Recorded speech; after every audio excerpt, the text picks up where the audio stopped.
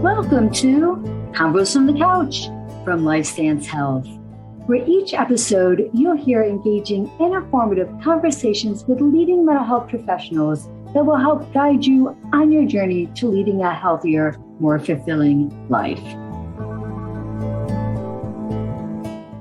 Hello, everyone, and welcome to Convos from the Couch by Lifestance Health.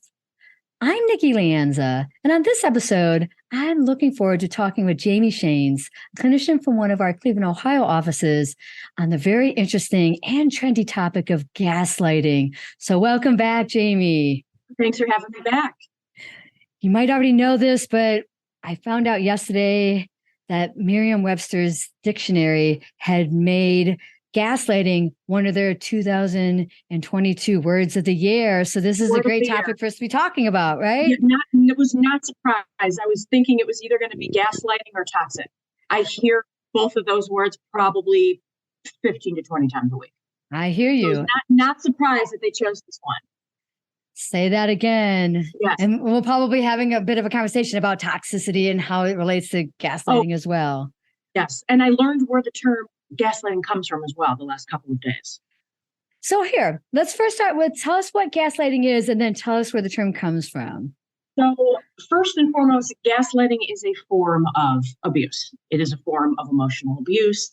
It is a tool that abusers use. And it comes naturally from these folks. It's not like they plan to do it. It just kind of happens naturally. So gaslighting is when person A is going to use different techniques in which person B then starts doubting their own reality. They are questioning themselves in every way possible. So it is a form of manipulation. Like I said, it is a tool that's used by typically an abuser. So in the mental health world, if a client tells us this is going on, we would view this as a form of abuse. And I don't think people realize that this is a form of abuse. Yes. Because this word is also, hot topic word. It is very overused and people don't realize it's actually very, very serious. And it's not your average Joe is not just turning this on, so to speak, when, he's trying to get his way. It's much more than that. We'll get into that.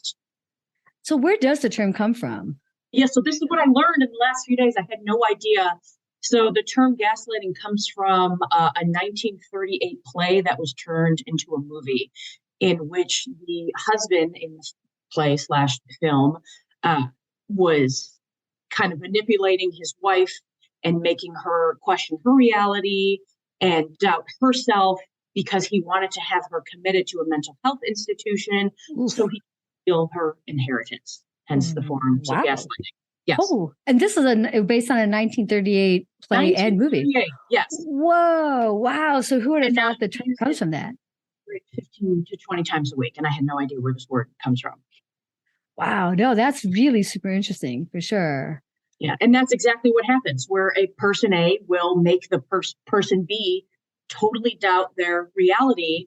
And they question their whole being. Am I actually feeling this way? Am I not feeling this way?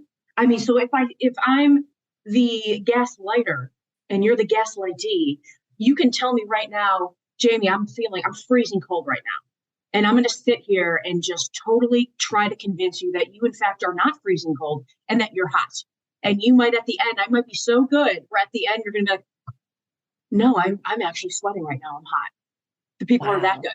Wow. I was going to say, that almost sounds like a talent. It's a very... not a positive talent, but holy definitely crap. Not. Definitely not. Wow. So I'm guessing there's different forms of gaslighting. Yes. Tell us about that. There's a couple of different forms. I mean, if you would Google up, Google what the forms are, you're probably going to get a bunch of different things. But one of them is trivializing. So that's going to basically just belittle someone and, tell them you're being overly sensitive and, but pretty much like you're just being too sensitive. That's basically the best example of that one I can think of. The other one is countering. And that's going to, the gaslighter is going to convince the person that their memory is wrong. Oh, okay. Yeah. So that's also a very common one. Withholding So this, we might see the silent treatment, which people also don't realize in an extreme form is a form of abuse. So basically the gaslighter is refusing to engage in a conversation. I'm not talking about this now, pretending to sleep, walking away from the conversation, even if the person is trying to have a cool, calm, and collective conversation. They're just withholding and will not engage. Another one is stereotyping. So the most common example I can think of this one is a man calling a woman crazy or saying, you must be on your period. It must be that time of the month for you. You're crazy. So it could be someone's race or gender or religion, using something like that against them to make them doubt themselves. Like, oh, you're right. It must be my hormones. It must be that time of the month. Yeah. And us women, we love that. And I know you're seeing my reactions, but I'm literally physically cringing right now as you're saying that. Yeah, we really love, keep calling us crazy men. Really love that. Definitely not. And then denial. So that's pretty much the gaslighter saying that didn't happen. That's pretty self-explanatory. And then diverting or deflecting, changing the subject. Oh, that's something your friend said, and then on to the next topic. What's interesting is that there's so many different forms of this. And they're usually combined. Usually it's not just one of them. So a person might initially give the silent treatment, and then if they feel like they're being cornered enough, maybe they will engage in a conversation, but they're going to change the subject. Or they're going to tell you your memory's wrong, or that you're being overly sensitive. So normally they're all combined. And the theme here is definitely a misleading the person into questioning their own perceptions, as well as like just invalidating feelings and stuff like that. Yes. Totally making someone feel invalidated, minimizing what they're feeling, whether it's physically or emotionally, just totally denying it, 100% denying it. And it's, like I said, it's not just something someone turns on. It's really an innate part of them. So if I'm in a relationship with someone and I'm not sure if I'm being gaslit or not, can you give some specific signs or other examples of it? Yeah. So some good signs are if you're asking yourself, am I going crazy?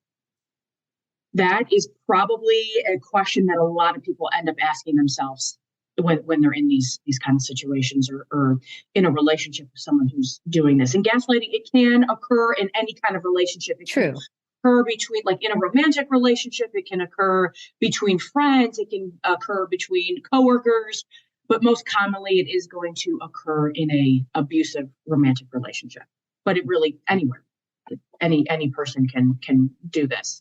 Another kind of flag, if you're wondering if you are being gaslit or not, is, do you feel as though you need to start writing down your conversations or recording them? Are you walking into the conversation, your phone's in your pocket, and you hit the record button? Good sign that you're being gaslit. Fair point. Very, very good sign. Or if you feel like you need to constantly write letters to this person or email, so it's in writing, and you do that so you feel like you're not being interrupted.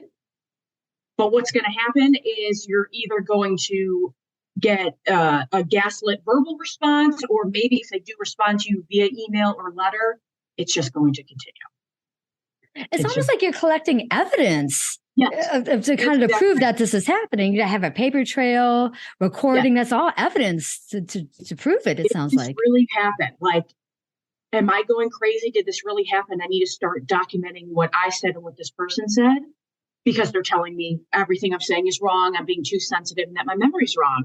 And then after some time, we really start to believe that our memories are never right, and it's our partner's memory who's correct. Got you. Gosh, again, I get that feeling of just probably so much mix of emotion of frustration, anger.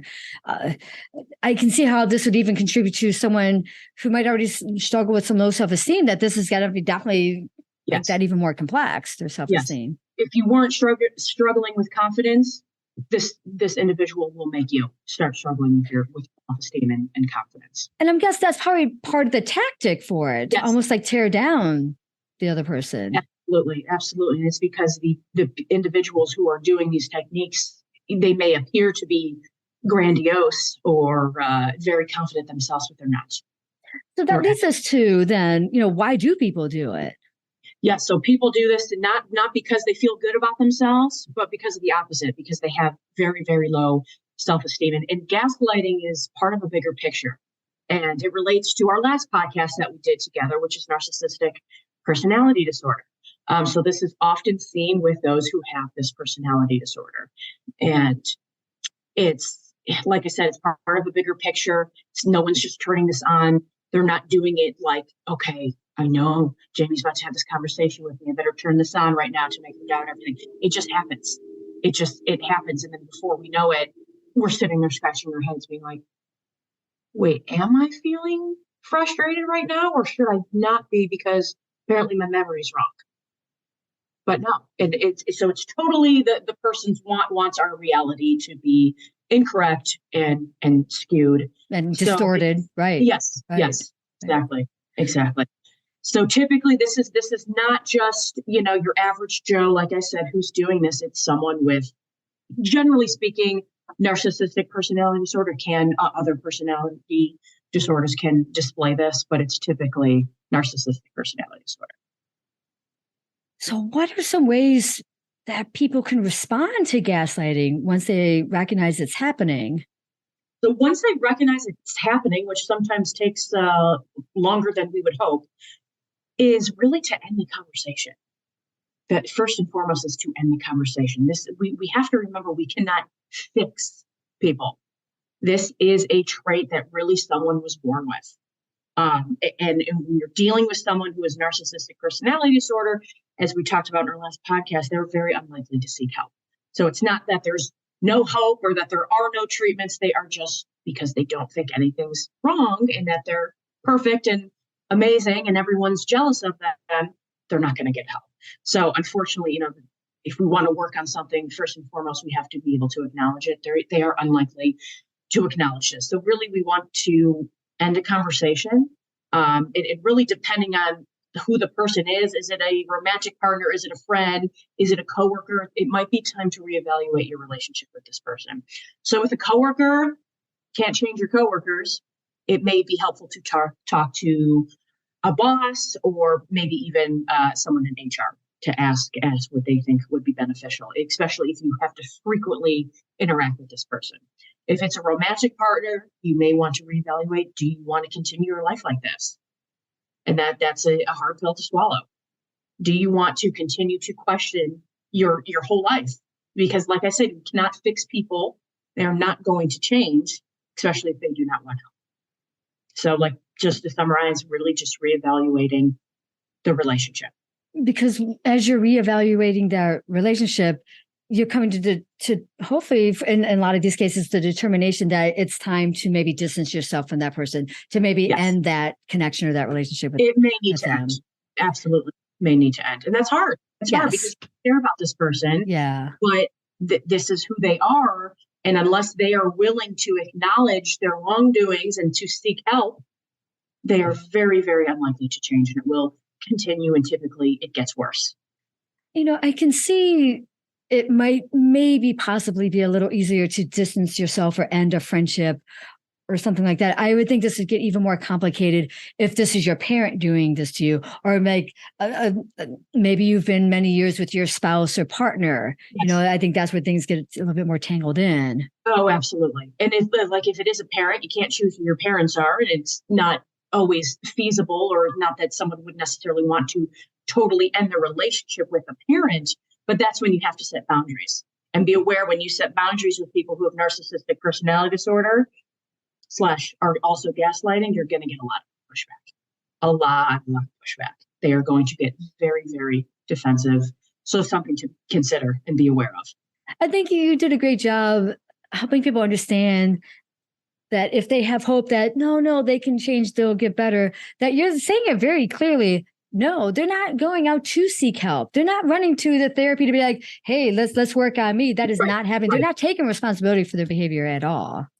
I would say if you, in terms of a romantic relationship, if you've noticed yourself, asking yourself, am I crazy? Do I actually feel like this? Is my memory really that bad? Run for the hills. run for the hills. This person, probably this is just their way of being. They probably interact with their friends like this. They probably interact with coworkers like this.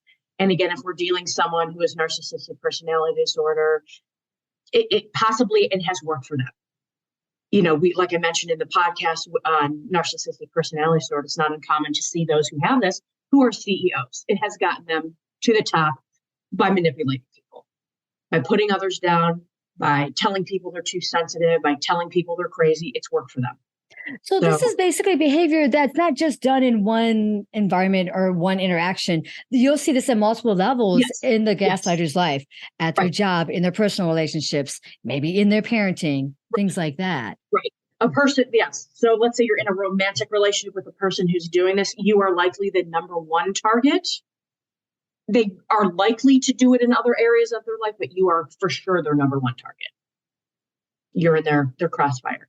Oh, gosh. I think you're really you're probably opening up a lot of our listeners' eyes and ears to a lot of this. And maybe even some who are like, holy wow, I didn't realize I was even being gaslit. Yes. And I think it's a lot of people don't realize they're in a relationship that's like this. And then a lot of people are overusing this word just because maybe they had, a disagreement or an argument with someone. It's much more complicated than that. And again, this is something that a person who is gaslighting is going to do naturally. And they've been doing it their entire life. That this term, I don't know if it was this year or maybe the last couple of years where I really started to hear this word, but this year, for sure, like I said, between that and toxic, most two common words I have heard this year. Right. Oh, same here, Jami, same here. As we wind down our time together, any other takeaways you'd like to share about gaslighting? Any other takeaways? Let's see. Well, really just, if you're finding yourself that you're writing things down when you have a discussion with someone, if you're questioning, am I crazy or not? The person's giving you the silent treatment, which is really kind of a separate form of abuse, but the silent treatment is a form of psychological abuse that people are not aware of. And listen, we've all done it and we've all been the recipients of it. It's not effective. It's not going to solve anything. It is not effective whatsoever. So, I think depending on who this person is to you in your life, it's worth trying to have some conversations. We all do things out of our awareness, but just remember, we cannot fix people. We cannot solve their personality disorder. We can't take this away from them. They have to want to change. Thank you, Jami. Thank you for enlightening us about this topic that many people are definitely hearing a lot about these days. And you definitely help many people understand it more and where it came from. So thank you again. Thank you. Yeah, I want to watch the movie now. Yeah, so same here. Yes, I'm sure it's maybe good, maybe not so good. Maybe, I guess I'll have to check. Questionable. Right, questionable, but we'll see if we're seeing it on Netflix or Hulu or Amazon coming up here. Right. Exactly. Streaming now. Well, thank you again. Thanks for having me back.